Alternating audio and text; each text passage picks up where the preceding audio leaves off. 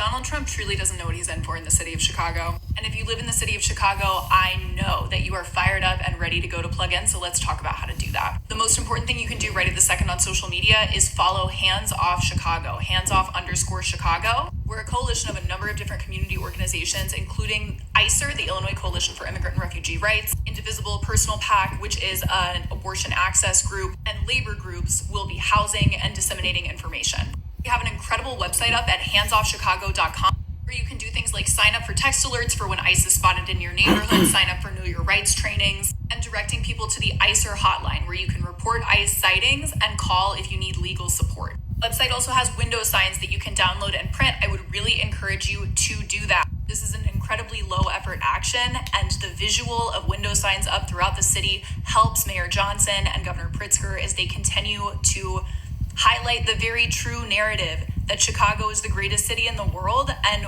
we don't want ICE in our city. We don't want the National Guard in our city. I would also really recommend following individual Instagram accounts for organizations like ICER, as well as independent media like Unraveled and existing mutual aid groups. I'm going to put a slide up that has some of my recommendations. These are non-exhaustive. They are a mix of more formal nonprofit orgs and coalitions, local media, a couple of community spaces, and a few orgs whose efforts are broader than immigration, detention, and criminalization specifically, and instead focus on decriminalization broadly, and were extremely important in 2020. Here are some accounts. You can screenshot this. I will also tag them in the comments when I post this on Instagram. I am not specifically affiliated with any of those organizations. I do just want to say, I've said that in a couple of interviews, and I think sometimes people hear it as though I am not talking to any community organizations. That is untrue.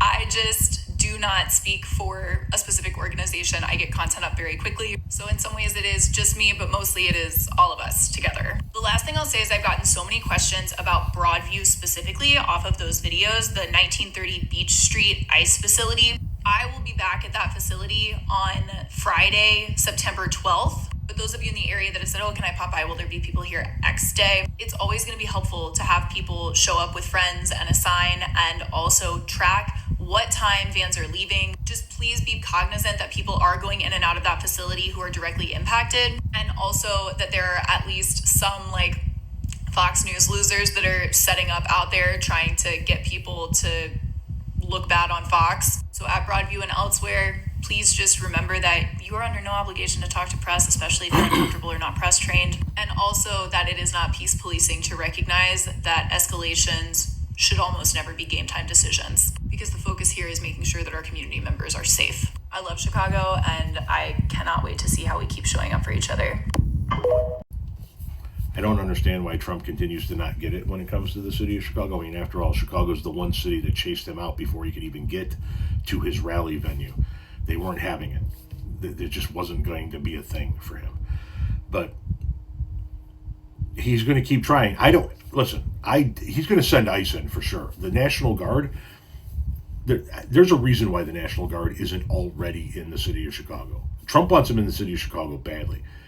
And anything Trump wants that badly, he just makes happen. So I think the reason why the National Guard is not in the city of Chicago already is because people got to him and explained to him that you can't do that. You can send ICE in there, but you can't just commandeer the Illinois National Guard against J.B. Pritzker's will and send him into the city of Chicago. And it's not going to work out for you. So that's why I think that the National Guard isn't already in the city of Chicago. ICE, yeah, they're going to be all over Chicago. And you need to listen to her as far as what to do, how to help, things of that nature. But I don't think it's going to be as successful as he thinks here in the city of Chicago and the Chicagoland area.